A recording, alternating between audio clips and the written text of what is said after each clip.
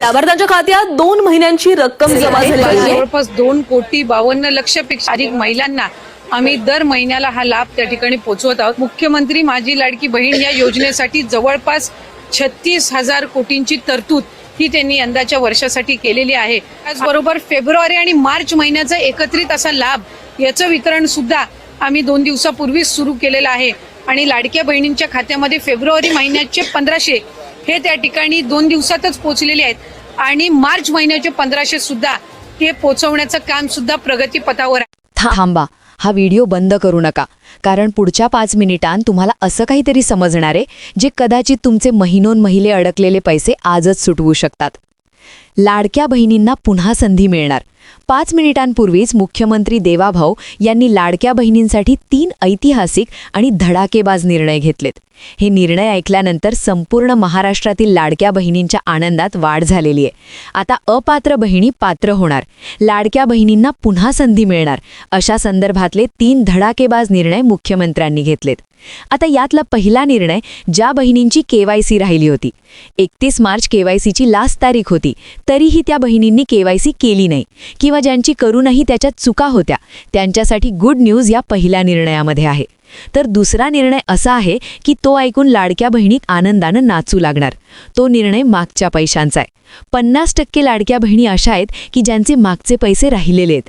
काहींचे जानेवारीचे राहिले, काहींचे फेब्रुवारीचे, तर काहींचे डिसेंबरचे राहिले. काही बहिणींचे तर मागच्या वर्षीच पैसे बंद झाले होते. अशा सगळ्या बंद झालेल्या बहिणींचे पैसे चालू करण्याचा दुसरा निर्णय आहे. तर तिसरा निर्णय हा मार्चच्या हप्त्याचा आहे. मार्चच्या हप्त्याची यादी जाहीर झालेली आहे. त्या यादीत नाव येण्यासाठी एक कागदपत्र जमा करायला सांगितलं आहे. ते कागदपत्र जमा केलं की तुम्हाला 1,500 रुपये जमा होणार आहेत. सरकारनं महिलांच्या आनंदात वाढ करण्यासाठी 3 अतिशय मोठे निर्णय घेतले आहेत. ज्या लाडक्या बहिणी अपात्र झाल्या होत्या, ज्यांचे पैसे बंद झाले होते, आता त्या महिलांना पुन्हा एकदा पात्र होण्याची सुवर्ण संधी मिळणार आहे. यासोबतच मार्चचा हप्ता आता जमा करण्याचा निर्णय झालेला आहे. पहा, आता सगळ्या बहिणींच्या सगळ्या खात्यांमध्ये पैसे येणार आहेत. मागचे राहिलेले पैसे देखील जमा होणार आहेत. स्वतः मुख्यमंत्र्यांनी घोषणा केलेली असल्यामुळे ही माहिती 100% खरी आहे. आता जर तुम्ही अपात्र असाल किंवा तुमचे मागचे पैसे राहिले असतील किंवा तुमची KYC करायची राहिली असेल, तर तुमचे हप्ते कायमस्वरूपी सुरू राहण्यासाठी तुम्हाला एक काम ताबडतोब करायला सांगितलेलं आहे. मग ते काम नेमकं कोणतं आहे की ज्यामुळे पुढचे पैसे थेट तुमच्या खात्यात येतील? लक्षात घ्या, सरकारने ही शेवटची संधी दिली आहे. यानंतर संधी दिली जाणार नाही. त्यामुळे ही माहिती तुम्ही लक्षपूर्वक ऐकायची आहे. खुद्द मुख्यमंत्र्यांनीच कळकळीनं सांगितलंय की जर तुम्हाला तुमचे हक्काचे पैसे हवे असतील तर हे एक काम तुम्हाला करावंच लागेल. गेल्या काही दिवसांपासून फेब्रुवारीच्या हप्त्याचं वाटप झालं, पण अनेक बहिणींच्या पदरात अजून 1 रुपयाही पडला नव्हता. त्यामुळे अनेक महिलांची नाराजी होती. काही दुर्दैवी बहिणींना तर नोव्हेंबरपासूनचे हप्ते मिळालेले नाहीत, ज्यामुळे महिलांमध्ये प्रचंड संताप होता. विचार करा, ज्या बहिणीनं त्या 1,500 रुपयांवर घराची छोटी मोठी गरज भागवायचं ठरवलं होतं, ज्या बहिणीने मुलीच्या शाळेच्या फीसाठी त्या हप्त्यावर डोळे लावले होते, तिला महिनोन महिने प्रतीक्षाच करावी लागली. हे पैसे फक्त पैसे नाहीत, हा तिचा स्वाभिमान आहे, तिची स्वतंत्रता आहे. अखेर महिलांनी सरकारला जाब विचारला आणि ठाम मागणी केली, आमचे सर्व थकीत पैसे आम्हाला मिळालेच पाहिजेत आणि अपात्र बहिणींसाठी KYCची जाचक अट शिथिल करा. तुमच्या याच आक्रोशाची दखल घेत सरकारनं पहिला मोठा निर्णय घेतलाय, ज्यानुसार जुने सर्व थकीत हप्ते आणि येणारा मार्चचा हप्ता असे सर्व पैसे आता एक रकमी वितरित केले जाणार आहेत. दुसरा मोठा निर्णय आहे KYC बद्दल. अनेक महिलांना फॉर्म भरताना तांत्रिक अडचणी आल्या होत्या. कुणाचा तरी चुकून दुसरीकडेच क्लिक झालं होतं, तर कुणाची तारीख निघून गेली होती. खरं सांगायचं तर 50%हून अधिक बहिणींच्या KYC मध्ये काही ना काही घोळ झाला होता, ज्यामुळे त्यांचे हप्ते कायमचे बंद होण्याची भीती निर्माण झाली होती. म्हणूनच सरकारने या दुसऱ्या निर्णयाद्वारे पुन्हा एकदा KYC दुरुस्त करण्याची मोठी संधी उपलब्ध करून दिली आहे. आज सरकारने एकाच वेळी 3 मोठे धमाके केले आहेत. मुख्यमंत्री स्वतः म्हणालेत की जर तुम्हाला पुढचे पैसे नियमित हवे असतील आणि जुने अडकलेले पैसे मिळवायचे असतील, तर 2 महत्त्वाची कामं तुम्हाला तातडीनं उरकायची आहेत. माझ्या बहिणींनो, ही तुमच्यासाठी शेवटची आणि मोठी संधी चालून आली आहे, हे लक्षात ठेवा.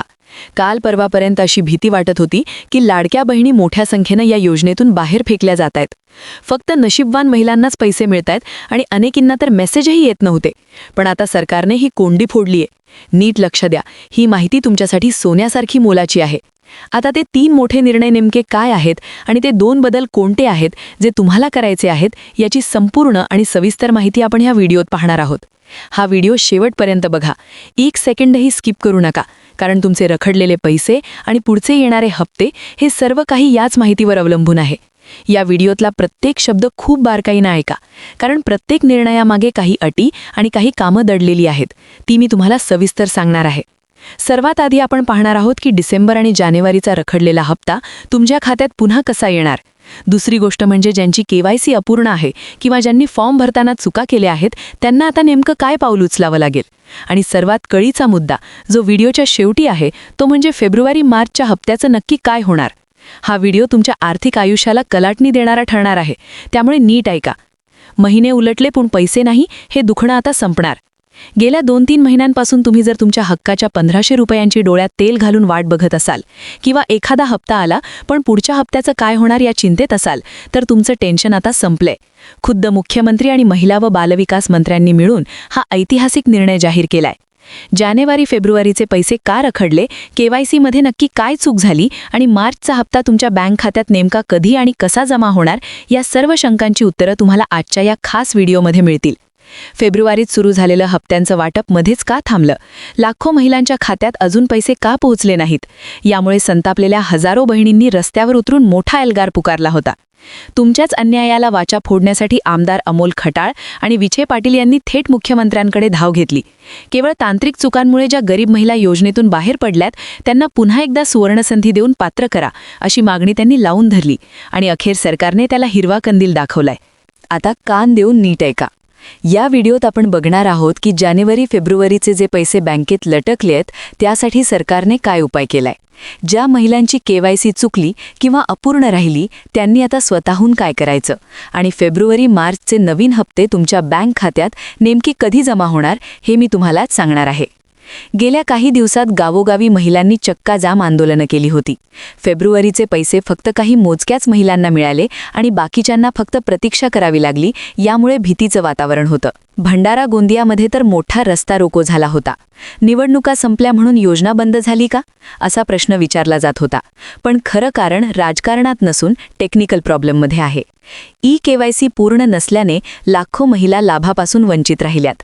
म्हणूनच सरकारने हा दिलासादायक निर्णय घेतलाय. माझ्या भगिनींनो, या 5 चुका पुन्हा करू नका. आता खुद्द मुख्यमंत्र्यांनी जुने हप्ते रखडण्याची 5 धक्कादायक कारणं समोर आणली आहेत. नीट ऐका, कारण ही चूक तुम्ही पुन्हा केलीत तर तुमचे पैसे कायमचे बंद होतील आणि तुमची मोठी अडचण होईल. पहिली मोठी चूक, केवायसी करताना झालेला गोंधळ. पोर्टलवर विचारलं होतं की घरात कोणी सरकारी नोकरीत आहे का. बिचाऱ्या साध्या महिलांनी घाईत तिथे होवर क्लिक केलं. प्रत्यक्षात घरात कोणीच सरकारी नोकर नव्हतं, पण त्या एका क्लिकमुळे हजारो बहिणी थेट अपात्र झाल्या. यावर काय करायचं ते मी पुढे सांगणारच आहे. दुसरं कारण, आधार कार्डचा गोंधळ. एकाच घरातल्या 2 स्त्रियांनी फॉर्म भरताना वडिलांचंच किंवा पतीचंच आधार कार्ड अर्जाला जोडून दिलं. सिस्टीमने याला डुप्लिकेट मानलं आणि तुम्हाला बाद केलं. तिसरं कारण, तुमचा आधार कार्ड बँक खात्याला लिंक नसणं, ज्याला आपण डीबीटी म्हणतो. चौथं कारण, OTP यायला झालेला उशीर. 5वी मोठी चूक, एकाच मोबाईल नंबरवरून भरलेले अनेक अर्ज. या 5 गंभीर चुकांमुळे तुमचे नोव्हेंबर-डिसेंबरचे हप्ते लटकले होते. आता यातून बाहेर पडण्याचा मार्ग नीट समजून घ्या. सरकार आता तुम्हाला केवायसी दुरुस्त करण्याची शेवटची संधी देते. अनेक लोकप्रतिनिधींनी विनंती केल्यामुळे केवायसी दुरुस्तीसाठी पोर्टल पुन्हा उघडलं जाणार. अंतिम तारीख पूर्वी 31 मार्च होती, आता ती वाढवून 30 एप्रिल करण्यात आली आहे. 30 एप्रिलपर्यंत केवायसी दुरुस्ती किंवा केवायसी करण्यासाठी मुदत देण्यात आलेली आहे. आणि सर्वात मोठी आनंदाची बातमी म्हणजे मार्चचा हप्ता. सरकारने यासाठी तब्बल 21,000 कोटी रुपयांची तरतूद केली आहे. सूत्रांच्या माहितीनुसार पुढच्या फक्त 4-5 दिवसात तुमच्या खात्यात मार्चचे पैसे जमा होऊ शकतात. बहिणींनो, मगाशी आपण मुख्यमंत्र्यांनी घेतलेले ते 3 मोठे निर्णय पाहिले, पण आता महत्त्वाचा मुद्दा असा आहे की तुमचे पैसे खात्यात सुरक्षितपणे जमा होण्यासाठी तुम्हाला नेमकी कोणती प्रक्रिया करायची आहे. कारण असा व्हिडिओ बघून पैसे येणार नाहीत. तुम्हाला तुमच्या मोबाईलवरून किंवा जवळच्या सेतू केंद्रात जाऊन काही गोष्टी तपासाव्या लागतील. अनेक बहिणी मला कॉमेंट्समध्ये विचारतात, दादा आमचे पैसे अडकलेत, आम्ही काय करू. तर आता मिनिट ऐकून घ्या. मी तुम्हाला आता स्टेप बाय स्टेप सांगणार आहे. तुम्ही हे लिहून घ्या किंवा व्हिडिओचा स्क्रीनशॉट काढून ठेवा. सर्वात आधी तुमच्या बँकेत जा आणि विचारा की तुमच्या आधार कार्डचं खात्याला DBTसाठी लिंक आहे का. नुसतं आधार लिंक असून चालत नाही, सरकारी पैशांसाठी ते ॲक्टिव्ह असावं लागतं. जर लिंक नसेल तर छोटा फॉर्म भरून द्या. तुमचे रखडलेले सर्व हप्ते एकाच वेळी जमा होतील. ज्या बहिणींचे फॉर्म अपात्र झालेत त्यांनी घाबरू नका. 30 एप्रिलपर्यंत मुदत आहे. नारी शक्ती दूत ॲपवर जाऊन अधिकृत पोर्टलवर लॉग इन करून माहिती तपासा. जर सरकारी नोकरीवर हो केलं असेल तर आता नाही करून अपडेट करा. तुमच्या अर्जाला जो मोबाईल नंबर दिला तो तुमच्या आधार कार्डला लिंक आहे का तपासा. जर नंबर वेगळा असेल तर OTP येत नाही म्हणून तो थांबतो. मार्च महिन्याची जिल्हा भरती तुमच्या ग्रामपंचायत कार्यालयात व नगरपालिकेत होईल. तिथे जाऊन तुमचं नाव पात्र यादीत आहे याची खात्री करा. आता मला तुमच्याकडून एक छोटीशी मदत हवी आहे. महाराष्ट्राच्या कानाकोपऱ्यात हा व्हिडिओ पोहोचवण्यासाठी आणि तुमच्या समस्या सरकारपर्यंत नेण्यासाठी मला कॉमेंट्समध्ये नक्की सांगा. तुम्हाला आत्तापर्यंत किती हप्ते मिळाले आहेत, तुमचा जिल्हा कोणता आहे, तुमची KYC अजून बाकी आहे का. तुम्ही कॉमेंट केली नाही तर मला समजणार नाही की कोणत्या जिल्ह्यात जास्त तांत्रिक अडथळे येत आहेत, जेणेकरून मी त्यावर तोडगा सांगू शकेन. आणि हो, जर ही माहिती तुम्हाला मोलाची वाटली असेल तर आपल्या इतर गरीब परचूर बहिणींना हा व्हिडिओ नक्की शेअर करा. कारण तुमची एक शेअर केलेली माहिती एखाद्या बहिणीच्या घरात दिवाळीचा आनंद आणू शकते. अशाच ताज्या आणि खऱ्या अपडेटसाठी आपल्या चॅनलला आत्ता सबस्क्राईब करा आणि शेजारची घंटी दाबा. पुन्हा भेटूया महत्त्वाच्या व्हिडिओमध्ये. तोपर्यंत धन्यवाद. जय महाराष्ट्र.